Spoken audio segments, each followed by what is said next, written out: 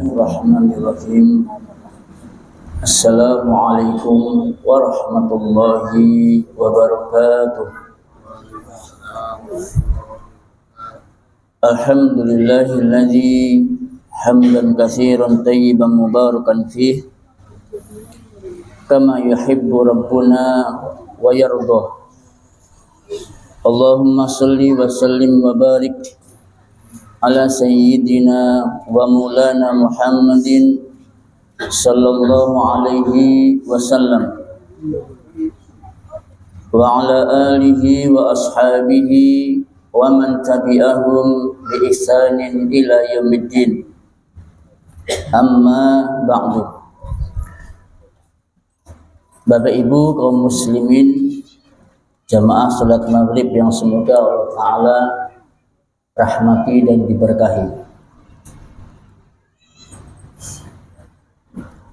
Ketika seorang muslim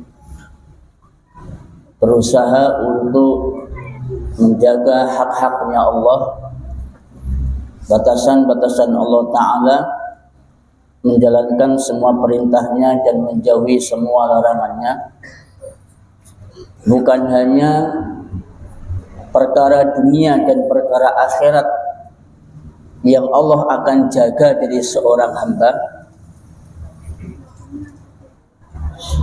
bahkan sampai binatang buas pun yang secara tabiat itu menyakiti dan membunuh manusia, itu Allah jadikan binatang buas itu jinak. Bapak Ibu semua,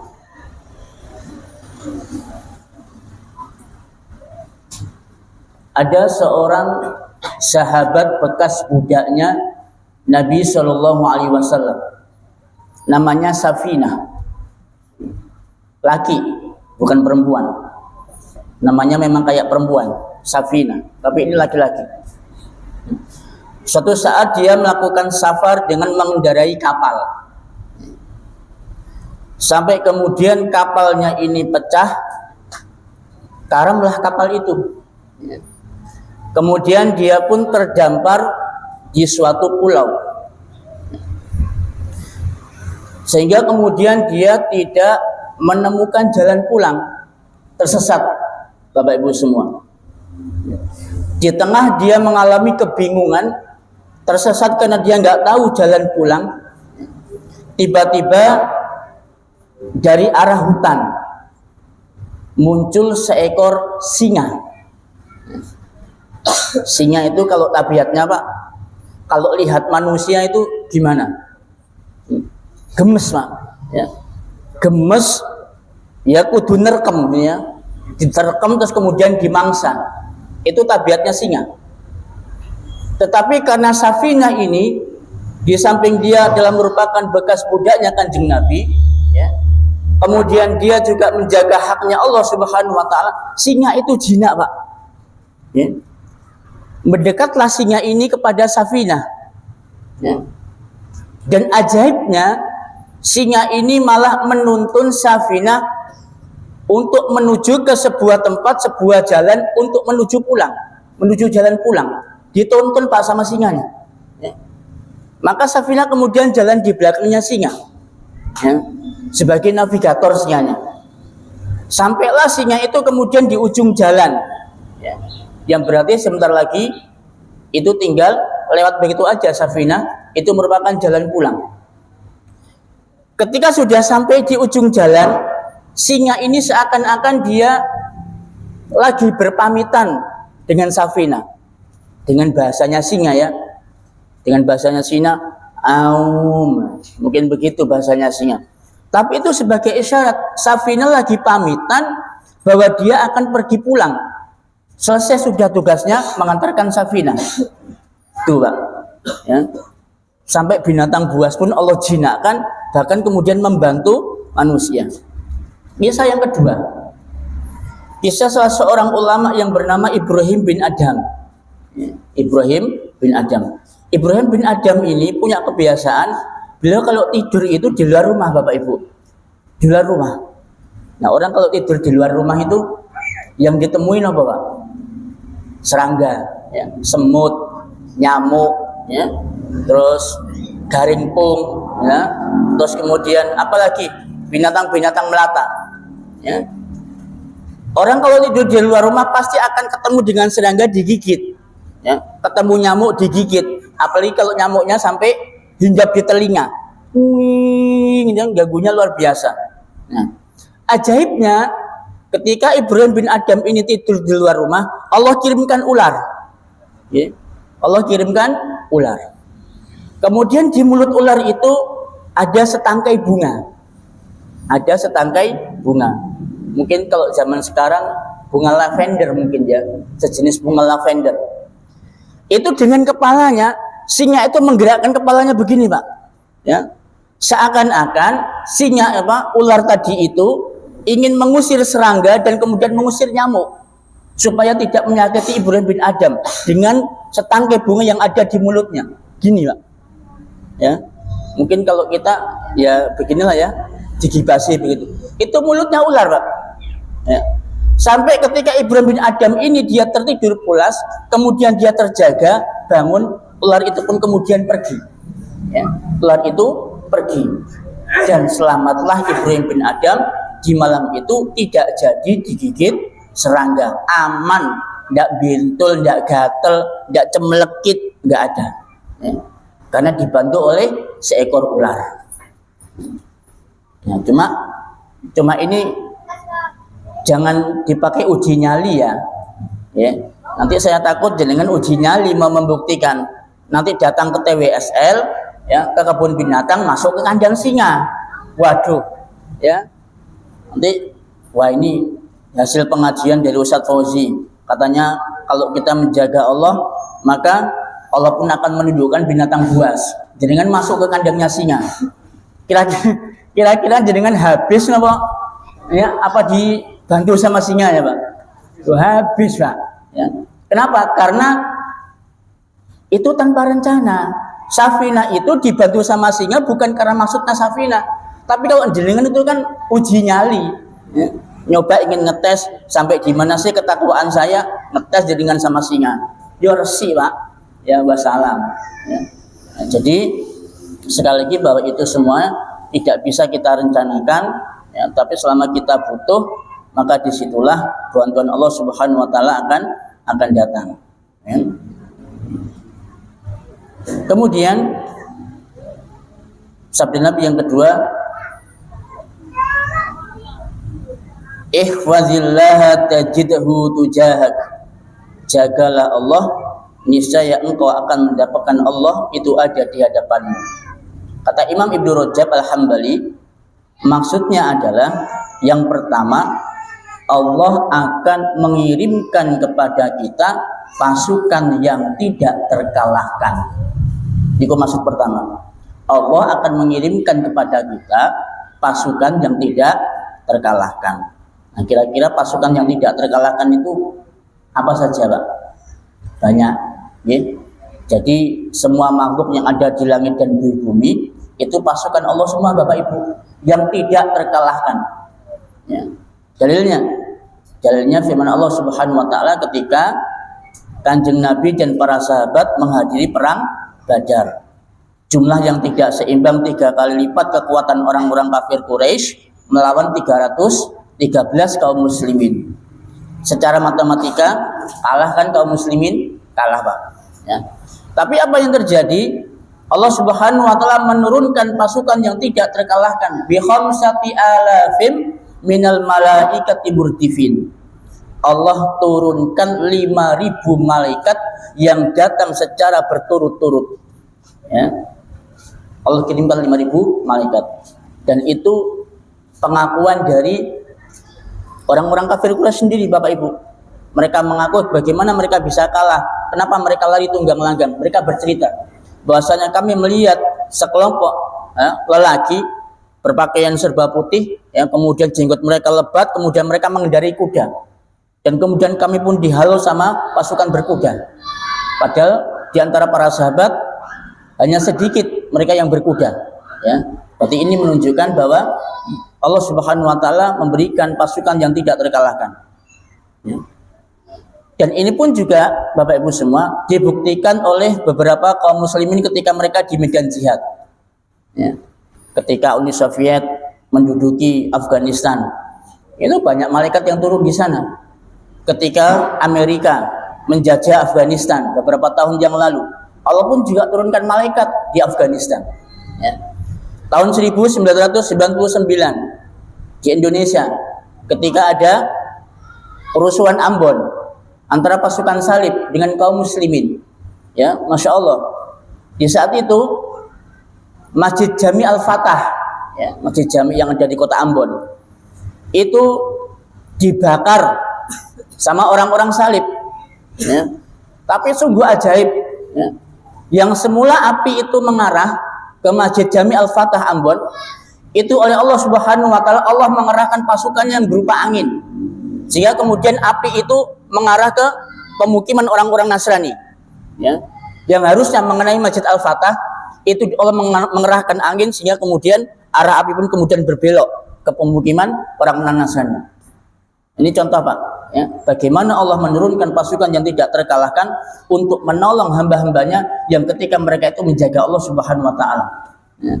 Dan masih banyak lagi, ya, kisah-kisah yang bagaimana Allah menurunkan pasukannya, ya, yang tidak terkalahkan itu untuk membantu kaum muslimin. Kemudian yang kedua, maksudnya adalah Allah Subhanahu wa Ta'ala itu sebagai penjaga yang tidak akan pernah tidur, ya. Allah akan menjaga hamba itu yang tidak pernah tidur. Kalau makhluk yang menjaga, ada yang kuat 24 jam Bapak Ibu nggak tidur jaga kita, nggak ada, ya.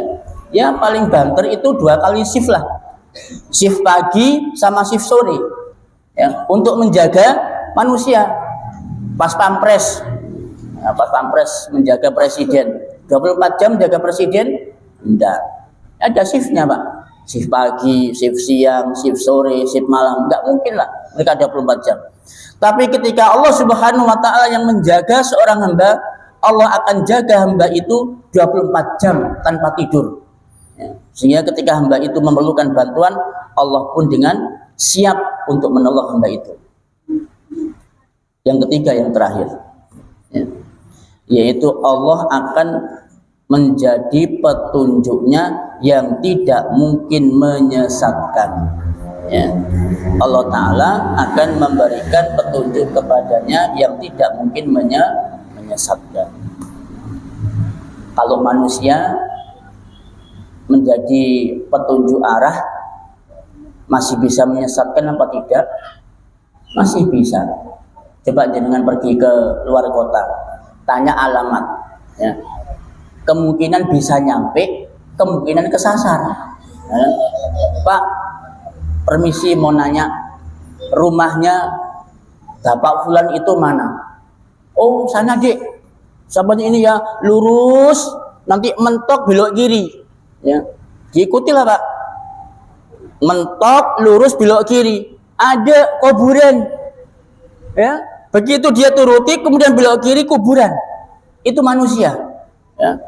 Manusia yang punya akal masih ada kemungkinan menyesatkan, apalagi mesin, ya. Apalagi mesin. Apa mesin petunjuk arah Pak? GPS, ya. 500 meter belok kanan Pak, ya. Setelah belok kanan kurang 100 meter lagi belok kiri, turut kita belok kiri. Anda sebentar lagi sampai, 50 meter lagi Anda sampai. Jalan kita 50 meter lagi sampai. Begitu sampai katanya GPS, maaf Anda salah, itu rumahnya janda. Duh, ya. Ya Bapak, kita sudah nurut, begitu udah sampai di tempatnya katanya GPS, maaf Anda salah, itu rumahnya janda. Rumah esok tahu, ya, GPS-nya rumah rondo ini kok ero. Nah itu Bapak Ibu, ya. Teknologi pun dia bisa menyesatkan manusia. Maka Allah Subhanahu wa Ta'ala yang memberikan petunjuk tidak mungkin akan pernah menyesatkan hamba-hambanya. Itu maksudnya bahwa barang siapa yang menjaga Allah, maka Allah pun akan ada di hadapannya. Nah, kemudian nasihat Nabi yang ketiga, wa idza sa'alta fas'alillah. Ini penting, Pak. Ya. Kalau kamu minta, maka mintalah kepada Allah. Saya ulangi, kalau kamu minta, maka mintalah kepada Allah. Bapak Ibu, siapa di antara kita satu masjid ini ya, yang tidak punya kebutuhan ngacung, yang tidak punya kebutuhan, yang tidak punya keperluan, yang tidak punya hajat, ya, ngacung satu masjid? Tidak ada. Saya yakin kita semua punya kebutuhan, punya keperluan, punya hajat. Ya. Sekecil apapun butuhnya kita, seremeh apapun hajat kita, Bapak Ibu. Ya. Jangan pernah coba-coba untuk minta sama orang. Ya. Saya ulangi, jangan pernah coba-coba untuk minta sama makhluk. Loh, kok nggak boleh minta sama makhluk? Kenapa, Ustaz? Karena kalau kita sudah minta sama makhluk, Bapak Ibu, maka hati kita pun akan dibuat bergantung kepada makhluk. Kalau sudah hati kita bergantung kepada makhluk, tidak enak, Bapak Ibu semua. Ya. Jenengan pasti akan punya yang namanya hutang budi. Ya. Kalau tidak hutang uang, hutang budi. Ya. Orang kalau sudah punya hutang uang sama hutang budi, enak apa mboten? Tidak enak, Pak. Ya. Tidak bebas, tidak merdeka. Kenapa nggak bebas, nggak merdeka? Karena jenengan punya ketergantungan di situ, punya ketergantungan di situ. Ya. Padahal manusia itu maksimal dimintai tolong, ya, dimintai pinjam uang paling banter, Pak, 3 kali. Ini kue makso. Ya. Coba lah jenengan tes, pinjam uang ke teman sekali, atau minta tolong ke teman sekali. Pak, bro, engkau ria bro, nak karena kilun bayar SPP. Terus saya pinjam uangnya berapa? Enggak punya, tolong atau 1.000. Dipinjami, Pak, dipinjami. Yalah, dia tolong atau 1.000. Bila saya majarah, ya insya Allah bulan depan lah, kalau sudah gajian saya kembalikan. Oke? Ya. Akhirnya kemudian kita pun dipinjami 300.000 dengan janji bulan depan mau dibayar. Setelah bulan depan kemudian dikembalikan sesuai dengan janji kita. Tidak lama kemudian 2 minggu lagi kita butuh uang, pinjam lagi sama bapak ini, sama teman kita. Dipinjami kira-kira, Pak? Masih dipinjami. Tapi tidak sebagaimana yang pertama, ya. Udah mulai berubah tuh mulutnya. Yang semula hatinya lega, plong, ya, mulai berubah. Agak sedikit berubah, ya. Nginjem 500.000, ya. Setelah 2 minggu dengan kebutuhan dan seterusnya. Kapan mengembalikan? Insya Allah 2 bulan lagi. Maabit. Kan yang kemarin bulan depan, kok sekarang 2 bulan? Iyalah bro, ini banyak kebutuhan. Oke, dipinjami 500.000. Ya, 2 bulan lagi mau dikembalikan. Setelah 2 bulan lagi kemudian kita lunasi, tidak lama kemudian kita pinjam lagi. Dipinjami kira-kira, Pak? Tak kira, Pak. Ya, pinjam kemudian kita pinjam 1 juta. Katanya teman kita, "Duh, setoran lagi." Ya. Saya sekarang lagi bokek, lagi bangun rumah, lagi ini merawat ibu masuk rumah sakit, anak masuk ini dan itu. Nggak ada, Pak. Ya. Ditolak sama teman kita, padahal itu pinjam, nggak minta, Pak. Pinjam, nggak minta. Maksimal 3 kali kita pinjam, tidak akan dipinjami lagi sama orang. Ya. Itu pinjam, Pak. Apalagi jenengan minta, terus terang gratis, free, tanpa pamrih. Sekali masih dikasih, 2 kali masih dikasih, 3 kali mak jaluan lagi, ya, tidak bisa dikai, Pak. Ya. Tapi kalau kita sudah minta kepada Allah Subhanahu Wa Taala, justru Allah sangat suka dan Allah sangat cinta hamba itu minta sama Dia. Ya. Jenengan semakin banyak, semakin sering minta sama Allah, Allah semakin cinta. Ya. Tapi sebaliknya, Bapak Ibu, nek jenengan jarang-jarang, tidak pernah minta sama Allah, Allah tambah marah. Ya. Nabi mengatakan, man lam yas'alillah yaghdab alaih. Barang siapa yang tidak minta kepada Allah, maka Allah pun marah sama dia. Loh, kebalik nih. Kalau manusia itu semakin sering dimintai, dia akan marah. Kalau Allah enggak, semakin sering dia minta sama Allah, Allah semakin suka, Allah semakin cinta. Nek jenengan jarang-jarang enggak pernah minta, berarti jenengan enggak butuh sama Allah. Kalau sudah kita enggak butuh sama Allah, Bapak Ibu, maka Allah pun enggak suka. Allah benci sama orang itu. Nah, tuh, ya. Kalau Allah itu enggak bosan kita mintai, ayo kita mintanya apapun kebutuhan kita. Ya. Sampai para ulama salaf terdahulu, Bapak Ibu, maaf, urusan yang paling sepele itu beliau enggak minta sama orang. Ya. Aisyah menyebutkan, mintalah kalian kepada Allah Subhanahu wa taala meskipun dalam urusan tali sandal jepit. Tali sandal jepit. Berapa sih Pak tali sandal jepit harganya? Jenengan beli sandal swallow 20.000, 15 20.000, putus sandalnya. Belilah tali sandal jepit swallow, paling 5.000 Pak. Punyakan kita bang 5.000? Punyalah saya kira. Untuk beli kayak gitu saya kira remeh. Ya. Tapi para sahabat dahulu, ketika mereka untuk urusan tali sandal jepit saja Bapak Ibu, itu mereka nggak minta sama orang. Mereka minta kepada Allah Subhanahu wa taala, ya Allah, tali sandal jepit saya ini putus. Tolong saya ini kasih tali sandal jepit. Tuh Pak, sampai kayak begitu loh. Ya. Dan ajib, saya sedikit tergugah. Mungkin jenengan tahu Ustadz Fauzil Azim ya. Tahu nggih? Seorang pemerhati lah, praktisi pendidikan dari Yogyakarta. Orangnya gemuk, Ustadz Fauzil Azim. Beliau sering ngisi di majalah Hidayatullah, ya, masalah parenting, pendidikan Islam. Ya. Beliau mengisahkan di situ, dimuat di majalah Hidayatullah. Beliau ketika pergi ke bandara, ya, pakai sandal jepit Pak, pakai sandal jepit. Dan qadarullah hari itu pas sandal jepit beliau itu putus, ya, putus. Terus kemudian beliau teringat dengan hadis Nabi tadi dari Aisyah radhiyallahu taala anha. Maka kemudian beliau minta sama Allah, ya Allah, ini tali sandal jepit saya putus, ya, tolong saya kasih tali sandal jepit. Cerita beliau begitu. Nah, tidak lama kemudian istrinya datang Pak, ya, istrinya datang. Begitu datang lihat suaminya tali sandal jepitnya putus, ditanya sama istrinya, loh, apa sandalnya sampean Mas? Pedot iki, masya Allah, ya Mas, nyak iki, ono serpe, coba Pak. Ya. Begitu istrinya buka tas, istrinya telah membawakan sandal cadangan untuk suaminya. Kira-kira kepikiran enggak Pak? Istrinya di saat itu kepikiran tali sandal suaminya nanti akan putus. Enggak kepikiran, enggak ada rencana. Siapa yang menggerakkan istrinya untuk membawa serpan sandal jepit? Allah Subhanahu wa taala yang menggerakkan hatinya.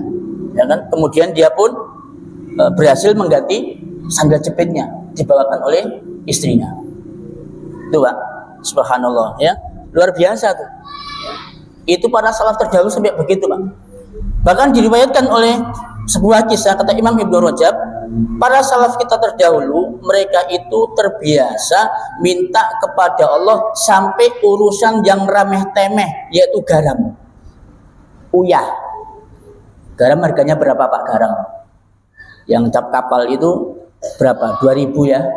2.000. Kira-kira istri jenengan pernah enggak kehabisan garam di rumah? Ya, saya yakin pernah kehabisan garam.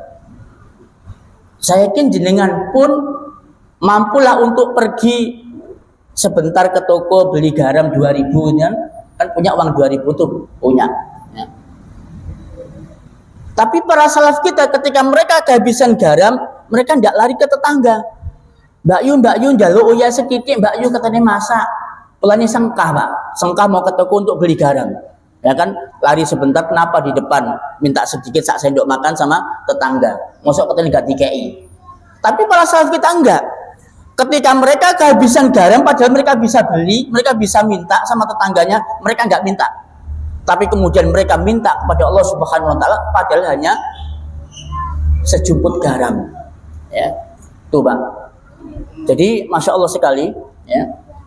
urusan masalah ini pun mereka begitu menghadirkan Allah Subhanahu wa taala dalam kehidupan mereka. Mereka nggak bergantung sama sekali kepada makhluk. Makanya mereka kemudian hidupnya bebas ya, merdeka, nggak ada tekanan, kemudian nggak ada rasa malu, nggak ada sungkan, nggak ada. Ya. Mereka berani Pak membungkukkan dada, kemudian mendengakkan kepala. Berani mereka para sahabat. Di depan siapa? Di depan para pembesar-pembesar Romawi dan Persia. Tuh, dihamparkan permadani, ya. Mereka bertaburan harta. Mereka enggak kluk-dingkluk gini, ya, nunduk-nunduk begini sama orang-orang kafir Persia, Romawi. Enggak. Mereka busungkan dada mereka, kemudian mereka angkat kepala mereka. Kenapa? Mereka punya izzah, punya kemuliaan. Apa? Karena mereka menghadirkan kehidupan mereka kepada Allah Subhanahu wa taala. Enggak butuh sama orang Romawi, enggak butuh sama orang Persia. Ya, itu harusnya seorang muslim. Dan itu Bapak Ibu harus kita ajarkan itu kepada anak-anak kita. Tuh. Jangan pernah dibiasakan anak-anak kita tuh kalau minta sama kita, Pak. Jadi kalau jenengan itu umurnya panjang, ya, umurnya panjang, rezekinya lancar, masih enak. Ayah, aku mau itu ya. Oh siap, ya, langsung nyedok rekening, seret, dibelikan. Ya. Mama, saya pengen itu ya. Oh siap, ya. Ambil uang di dompetnya, di almarinya, di berangkasnya, langsung dibelikan pada anaknya. Ya. Itu pendidikan yang akan justru memanjakan anak yang anak tidak bagus untuk pendidikan anak. Ya. Jangan pernah itu Pak. Ajarkan sama anak kita, kalau kamu pengen minta, punya kebutuhan apa, minta sama Allah. Anak kita nanya, minta. Ya, besok kan aku mau kenaikan kelas. Ya, terus kalau nilaiku bagus, aku mau suruh dikasih hadiah apa? Oh, kalau kamu bagus nak, rankingmu 1 sampai 5, kamu dapat 5 besar, ya, ayah akan belikan kamu sepeda, ya, sepeda poligon, ya. Nah, jangan, ya, ajarkan kepada anak kita, nak, kalau kamu prestasimu bagus, ranking 1 sampai dengan 5, maka mintalah kamu kepada Allah Subhanahu wa taala. Kamu ingin minta apa? Saya ingin sepeda ya, minta sama Allah, ya. Nah, jangan disemayani Pak. Ya wes engko tanggal 1 ya, ayah kan bayaran. Insya Allah tak tukono sepeda. Jangan Pak. Ya, jangan. Walaupun jenengan ketika tanggal 1 punya uang gajian, sanggup untuk membelikan anak sepeda poligon, jangan. Ya. Anak nagih. Ya, sekarang udah tanggal 1 nih, udah gajian. Katanya ayah mau belikan sepeda. Mana sepedanya? Tanya dulu Pak. Kamu sudah minta sama Allah belum? Belum. Nah, ayo minta dulu. Ya, gimana cara minta? Ya, kamu minta sepeda. Ajarkan itu, Pak. Ya. Ajarkan didik sama anak kita kalau dia butuh sesuatu minta sama Allah, jangan minta sama orang tua, meskipun jenengan mampu. Ya. Ini untuk melatih ketika mereka udah remaja, udah dewasa, ketika jenengan nggak ada, ekonomi lagi sempit, siapa yang mereka minta? Hanya Allah Subhanahu wa taala. Loh ini. Ya. Ini penting. Ini prinsip hidup seorang muslim, Bapak Ibu. Ya, prinsip hidup seorang muslim. Nek jenengan pegang hadis ini, jenengan amalkan, wayem urip jenengan. Ya. Wayem bahagia, tidak akan pernah dikejar-kejar hutang, tidak akan pernah punya hutang budi, hutang jasa sama orang. Ya, kenapa? Karena kita punya Allah Subhanahu wa taala, tempat kita bergantung, tempat kita meminta, tidak butuh sama orang, ya. Tidak butuh sama orang. Ya. Kemudian yang keempat, wa iza sta'anta fasta'in billah. Nah ini juga, kalau kamu minta pertolongan, maka mintalah pertolongan kepada Allah Subhanahu wa ta'ala. Ini juga satu rangkaian. Ya. Kalau kamu minta tolong, maka minta tolonglah kepada Allah Subhanahu wa ta'ala. Ini seringkali kita baca sebanyak 17 kali sehari semalam. Iyyaka na'budu wa iyyaka nasta'in. Hanya kepadamu lah ya Allah kami itu menyembah, hanya kepadamu kami minta pertolongan. Nah, ini harusnya ya jangan sampai kita jadikan ritual saja, sebanyak 17 kali kita baca tapi kemudian tidak kita amalkan, Mak. Ya. Di saat jenengan mengalami kesempitan hidup, udahlah, nggak usah toleh kanan, nggak usah toleh kiri. Ya. Manfaatkan waktu-waktu yang mustajabah. Manfaatkan tempat-tempat dikabulkannya doa. Manfaatkan orang-orang yang dikabulkan doanya. Manfaatkan itu untuk jenengan minta pertolongan kepada Allah Ta'ala. Ya. Bangun di sepertiga malam yang akhir, jam 2, setengah 3. Nggak usah kakek. Rong rakaat ae, ya, ditutup dengan 1 witir, ya. Jenengan lagi mengalami apa sekarang? Akeh utangi. Enggak usah datang ke rumahnya Pak Haji. Pak Haji, saya hutangnya banyak, saya pinjam ya untuk menutupi hutang. Enggak usah, ya. Bangun jam 2:30, sholat 2 rakaat, ditutup dengan witir 1 rakaat. Nangis kita di situ, Pak, ya. Nangis grogo, ya. Kemudian kita minta, ya Allah, utangku akeh ya Allah. Piro 1 miliar, ya. Ada Pak utang 1 miliar, geblak dengan panah utang 1 miliar, ya. Ya ndak usah kakek Ustaz, 100 juta, ya kan? Ya Allah, saya punya hutang 100 juta, bagaimana saya ini supaya bisa tertutupi hutang saya? Loh, laporan jenengan, minta tolong, ya. Ditutupi hutangnya. Kira-kira ditutupi enggak Pak? Ditolong enggak jenengan sama Allah Ta'ala Pak? Ditolong. Ya, ditolong, husnuzon, berbaik sangkalah kepada Allah Subhanahu wa Ta'ala. Yakin kalau hutang saya 100 juta akan ditutup sama Allah Subhanahu wa Ta'ala. Loh, ya, sholat duha, ya, 2 rakaat, gak usah banyak-banyak, ya, minta tolong sama Allah, utangnya ditutupi. Ayem jenengan Pak, gak kira akeh utangi, kan? Gak kira banyak utangnya. Jangan punya problem apa di sini, Ustadz? Saya habis gegeran sama istri saya, habis tengkar sama suami saya Ustadz, pore istri saya Ustadz, pulang ke rumah mertuanya, ya, sumpah kan jenengan? Sumpah, ya, nggak usah sumpah, ya, lari ke Masjid Mujahidin, ambil wudhu, ya kan?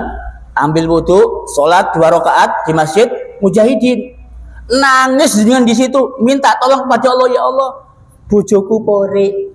Itu kan, tolong saya ya Allah, kembalikan istri saya itu ke rumah supaya rumah tangga ini baiti jannati.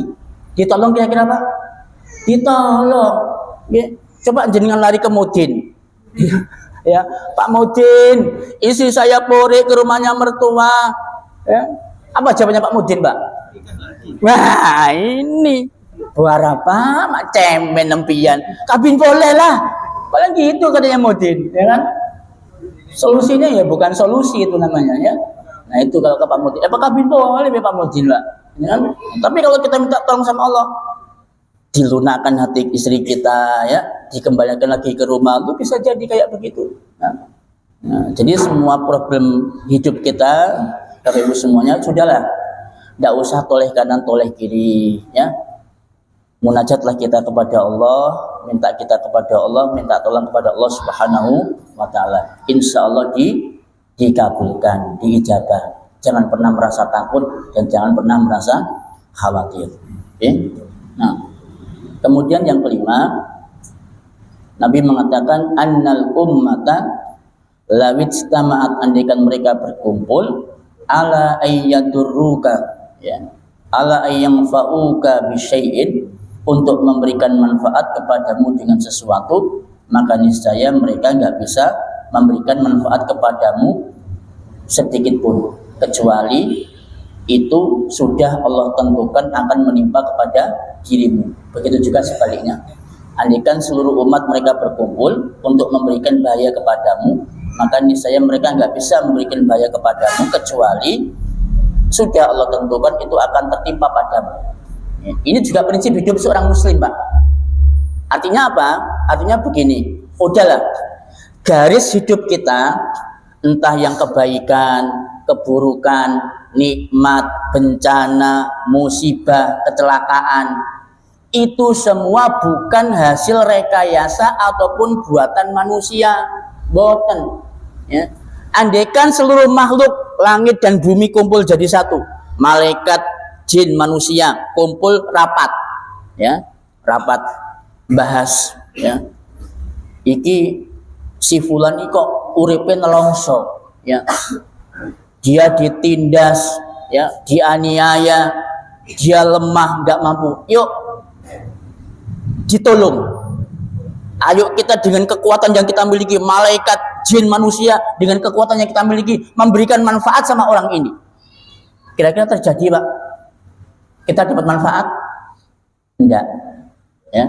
Sama sekali itu tidak akan pernah terjadi. Kecuali dengan hasil rapat itu memang Allah sudah tentukan manfaat itu kita bisa peroleh dengan hasil rapat tadi itu, maka terjadi. Ya. Terus realita hidupnya gimana? Hubungannya dengan kehidupan kita. Hubungannya dengan kehidupan kita, kalau jenengan punya pesaing, saingan bisnis, saingan dagangan, saingan jabatan, saingan profesi, saingan apa lagi, Pak? Ya, pokoknya semua pesaing-pesaing jenengan lah. Ya. Oke, nah itu jangan pernah merasa jenengan takut kehilangan pelanggan, takut toko jenengan bangkrut, takut jabatan jenengan lengser, takut profesi jenengan akan dipecat, akan hilang. Itu tidak akan pernah terjadi, Bapak Ibu. Ya, kenapa? Karena jenengan yakin, insya Allah jabatan, profesi saya, bisnis saya itu tidak akan bangkrut, tidak akan gulung tikar. Kecuali Allah sudah tentukan bahwasanya bisnis saya itu akan bangkrut, gulung tikar dan seterusnya dengan akibat perbuatannya si fulan. Makanya jenengan nggak usah pergi ke orang pintar, ngapain? Ya, Pak Haji ini kan jualan bahan bangunan. Oke, saya kasih contoh aja. Ternyata pesannya Pak Haji ini bukan 1-2 yang jual toko bangunan, ribuan sak Kabupaten Probolinggo jualan toko bangunan semua. Ya.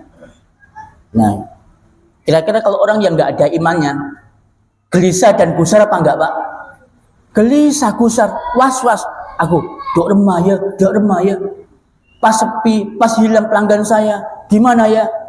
Tapi kalau seorang mukmin yang kuat, meskipun ada 1000 orang-orang yang jual toko bahan bangunan, tapi kalau Allah akan takdirkan pelanggan saya tidak akan lari, maka tidak akan lari mereka.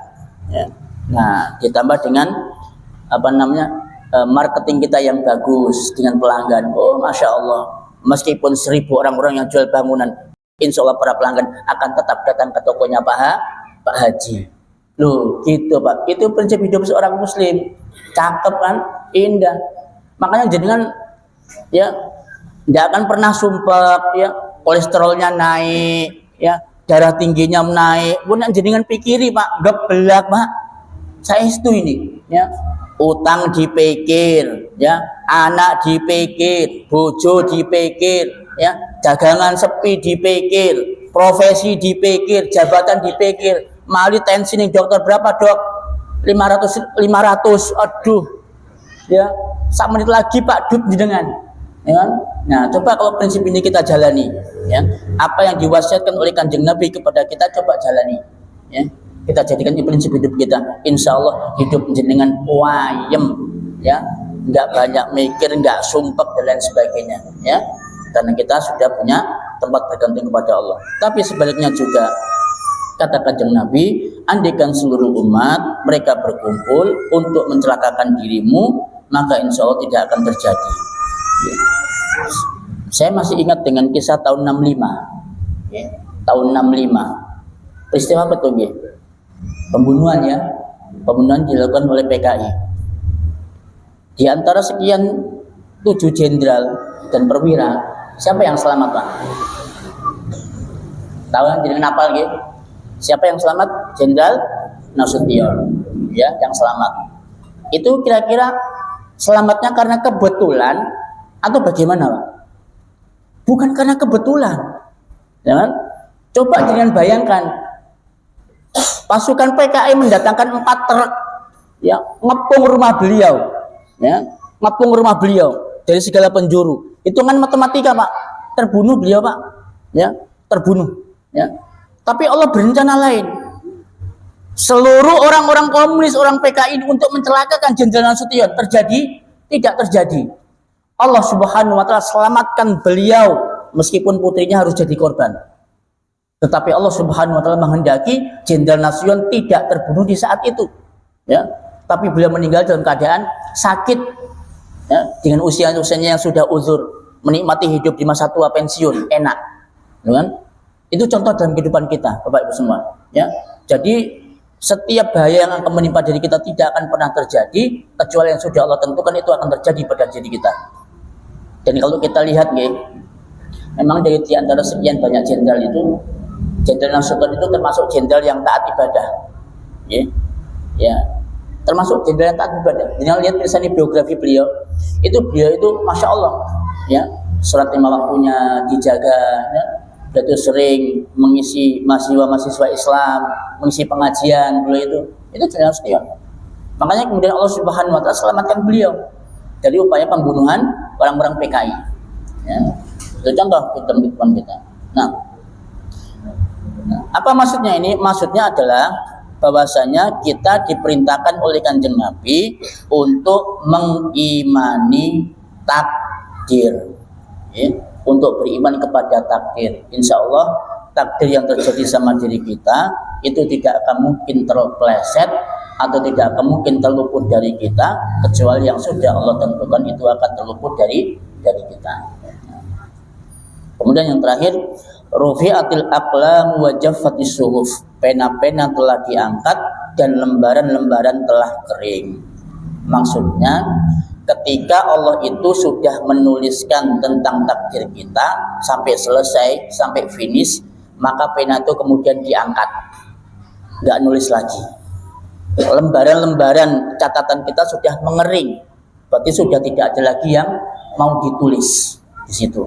Sehingga di situ merupakan final kita nanti termasuk sengsara, termasuk bahagia, termasuk celaka, termasuk selamat, itu ditentukan di tulisan tersebut, ya, tulisan tersebut. Nah, barakallahu fikum, ini wasiat yang disampaikan oleh Kanjeng Nabi Sallallahu Alaihi Wasallam kepada kita. Nah, sebelum kita akhiri mungkin ada pertanyaan dulu atau sesuatu yang mau disampaikan, dipersilahkan. Nggih, Pak. Yang saya tanyakan yaitu masalah pinjam dan meminjam. Umpamanya saya meminjamkan uang kepada orang, saya nanti sampai 3 kali baru saya bayar, sehingga dia sampai meninggal.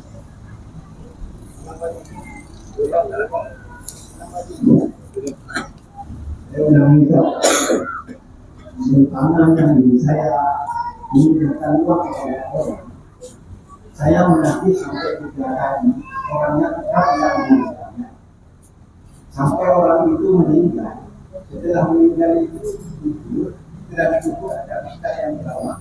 Kalau punya hutang yang meninggal itu harus dicari 2 hari. Karena saya tidak ada obligasi, maka waris itu tidak akan membayar kepada itu. Bagaimana siapa yang berusaha dan memberikan uang, apa yang memberikan, apa yang ya, barakallahu fikum. Ini ada pertanyaan. Saya menghutangi teman saya uang. Saya tagih 3 kali tidak pernah bayar, ya. Sampai akhirnya orang itu meninggal dunia. Kemudian ketika meninggal saya tagihlah ke ahli warisnya. Kemudian ahli warisnya mengingkari, menolak karena tidak punya bukti. Apa yang harus saya lakukan? Baik, Bapak Ibu semua, hutang piutang itu salah satu di antara muamalah dalam Islam yang diperbolehkan, ya, yang diperbolehkan. Tetapi seringkali kita melihat praktek pinjam meminjam, hutang piutang khususnya Indonesia, ya, khususnya Indonesia itu prakteknya sangat tidak bagus, sangat tidak baik. Kenapa? Karena ada budaya Nusantara kita, Pak. Nek utang itu mesti gak bayar. Okay? Ada budaya orang Indonesia itu kalau sudah hutang pasti gak bayar, pasti gak bayar. Bisa dibuktikan, ya. Makanya kenapa orang-orang Indonesia itu mereka kok cerai, Pak? Jenengan hutang sama orang itu karena mereka bukan cerai, karena sudah jadi tabiatnya manusia. Orang-orang Indonesia nek utang itu gak pernah bayar. Makanya ketika mereka hutang itu gak pernah ngasih ke sama jenengan, meskipun itu 100.000. Ada 100.000, tapi jenengan nggak dipinjami. Kenapa? Jenengan sudah kadung punya kebiasaan nek utang nggak tahu bayar. Ya. Apalagi udah ada suara di masyarakat, ojo utang sama dia. Kenapa? Nggak tahu bayar. Itu pertama. Yang kedua, orang Indonesia itu kan punya kebiasaan. Nek ditagih utangnya Pak, ngamuk. Bener nggih? Marah-marah. Ya, ditagih utang marah-marah lho. Sampai biyen kan ya apa utangnya? Utang biyen nangis ya. Berbes mili ya. Pak, tolong. Anakku durung bayar SPP, aku gak duwe beras. Utang Pak, mewek-mewek Pak. Ya kita dicurhati begitu ya kasihan. Mak Nesr karena dipinjamin akhirnya Pak. 100, 200, 300, 500 kasih pinjam. Begitu udah dipinjami, Masya Allah. Ketemu Pak, jangan nyopo, jangankan nyopo, nggih. Ecek gak ketok. Iya, pura-pura gak lihat. Nyapa kita belakang? Melengos sini Pak. Ecek gak ketok. Subhanallah, ya. Biyen Masya Allah nek utang, ketemu sama kita itu gak ketok. Ya, jangankan nyopo. Itu yang kedua. Kemudian bahkan yang lebih parah lagi ada itu sampai yang nagih itu dibunuh Pak. Enggih, dibunuh supaya dia terbebas dari hutang. Maka yang menghutang itu dibunuh supaya lunas. Masya Allah, la haula wala quwwata illa billah. Ini terjadi di masyarakat kita. Nah, maka solusinya gimana?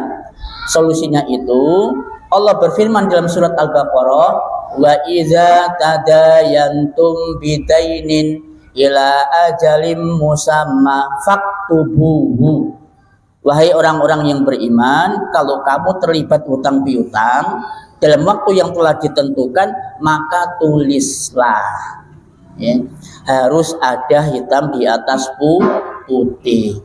Ala Ustaz, wong utangnya titik cuma 100.000, meskipun 100.000. Non sewu, meskipun 100.000 harus ditulis. Ya. Kecuali jangan ikhlaskan ya, saya nggak mempersoalkan. Jarno wis cuma 100.000 tak ikhlas wis jarno ke sedekah. Lain persoalan. Tapi kalau jenengan nggak ikhlas Pak, dunia akhirat sampai dia mati pun jenengan tagih ke ahli warisnya. Tapi jenengan nggak punya bukti. Ini buktinya kalau ayah saya punya hutang, nggak punya jenengan. Oh gimana? Nggak ada. Makanya harus ditulis ya. Bapak Joko hari ini tanggal bulan ini tahun sekian punya utang dengan saya 100.000 akan dilunasi tanggal sekian ya, tanda tangan dua-duanya. Jadi dengan tanda tangan dia juga tanda tangan. Pengen lebih kuat lagi bermeterai 10.000 aku macet sorone Ustaz loh. Kenapa harus begitu? Itu Allah yang bilang begitu Pak. Disuruh tulis, harus ada hitam di atas putih supaya hutang jenengan itu balik. Kecuali jangan ikhlaskan, saya nggak bicara dengan ikhlaskan. Itu punya tadi ditagih 3 kali nggak nyaur, ketika dia meninggal ditagih kita nggak punya bukti. Maka bukti ini loh buktinya ada meterainya 10.000 loh. Oh iya, bayar Pak 100.000. Selamat duit 100.000 balik. Itu Bapak Ibu ya. Jadi solusinya adalah sebelum jenengan menghutangi itu, tolong ada hitam di atas putih, apalagi dalam jumlah besar, 1 juta ke atas, 5, 10, harus Pak ditulis. Oke. Nah, solusi yang kedua, kalau memang ya orang ini tidak bayar, maka umumkan kepada masyarakat. Umumkan kepada masyarakat.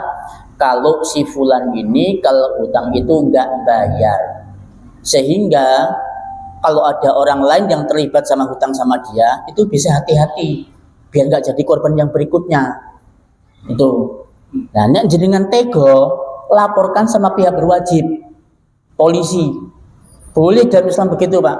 Orang punya hutang enggak bayar lapor sama polisi, boleh ya, paling kena undang-undang perdata.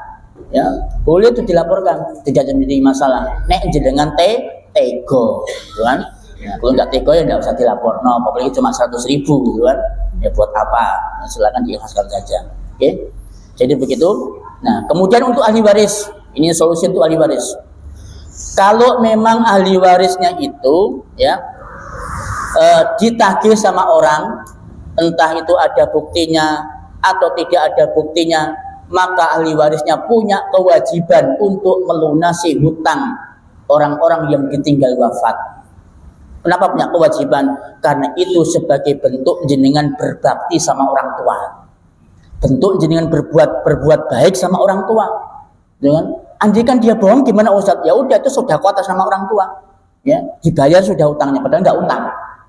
Dibayar sebagai bentuk jenengan berbuat baik sama orang tua. Itu untuk ahli waris. Okay? Yang terakhir saya pesan, tolong Bapak Ibu, kalau jenengan nggak kepepet, nggak kepepet banget, jangan pernah sama sekali hutang.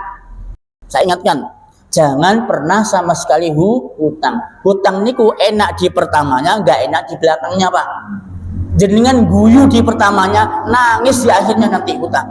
Saya itu nih, apalagi jenengan hutang ning bank, non sewu. Hutang ning bank itu luar biasa, Pak. Meskipun bank Islam, bank muamalat, BSI, non sewu. Ketokane bank Islam, Pak, bank muamalat BSI. Tapi neke, ya, luwih soro daripada BRI. Luwih soro daripada BNI. BNI cuma berapa sih bunganya? Bank Islam, waduh luar biasa neke. Makanya udahlah, selama itu masih bisa direkayasa, disiasati untuk tidak utang, jangan pernah hutang. Loh Ustaz, nek gak hutang ya gak iso duwe apa-apa Ustaz. Loh, kata siapa? Ya, kata siapa? Kalau gak utang gak bisa punya apa-apa. Bisa. Saya kira jenengan pengen punya apa? Ustaz, saya pengen punya sepeda motor Scoopy. Sing lampunya wapi lho Ustaz. Bisa, Pak? Tanpa hutang? Bisa. Cara nih, jenengan kalau punya pendapatan celengi nabung, Pak. 5.000 bendino, 10.000 bendino, ana duit nabung celengi. Bisa nggak? Bisa. Abitat. Ya memang lama. Lama memang, Pak. Insya Allah setahun, 2 tahun, 5 tahun keturutan jenengan beli Scoopy yang terbaru. Ya, berapa sih Scoopy terbaru, Pak? 18, 20, 25, bisa tuh. Ya, bisa. Betul itu. Apa kan kayak gini? Ya Allah, saya pengen Scoopy terbaru, ya Allah. Duitnya kurang 5 juta. Oh, gak kesuwen, Pak. Oh, hambaku butuh 5 juta, pelutik 5 juta. Selesai lunas tuh, Pak. Lo betul, ya. Daripada jenengan klunu utang neng bank, utang neng bank selawe juta. Bayari 50 juta. Oh, ya. La haula wala quwwata illa billah. Jadi gitu ya, saya ingatkan, tolong kalau nggak kepepet-pepet banget, jangan berhutang sama orang. Oke. Ada lagi pertanyaan? Cukup ya, karena sudah isya. Insya Allah kita lanjut di pertemuan akan datang. Ya. Wajah mau. Astagfirullah.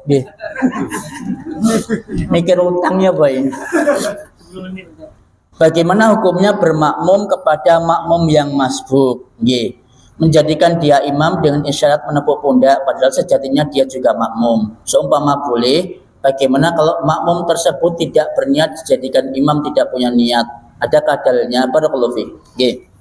Bapak Ibu, untuk permasalahan ini masalah khilafiyah. Khilafiyah ijtihadiyah para ulama, ya. Nah, ada yang berpendapat bahwa kalau sama-sama makmum masbuknya, maka tidak boleh dia itu menjadi imam berikutnya karena dia sudah menjadi makmum untuk yang pertama. Itu pendapat yang pertama. Pendapat yang kedua mengatakan bahwasanya dia boleh, ya, boleh saja dia menjadi makmum bagi makmum masbuk yang lain. Nah, dia boleh. Ini pendapat yang dipilih oleh mazhab Hambali. Ya, itu boleh, ya. Cuma dalilnya saya nggak hafal. Ya, insya Allah nanti pertemuan akan datang saya sampaikan dalilnya. Jadi boleh bagi seorang makmum untuk bermakmum kepada makmum yang masbuk. Boleh, ya. Tapi kalau jenengan milih pendapat nggak boleh sendiri tidak jadi masalah. Boleh, tidak menjadi masalah. Ya. Nah, itu saya kira cukup. Ya. Subhanakallahumma bihamdika asyhadu an la ilaha illa anta astaghfiruka wa atubu ilaik. Wassalamualaikum warahmatullahi wabarakatuh.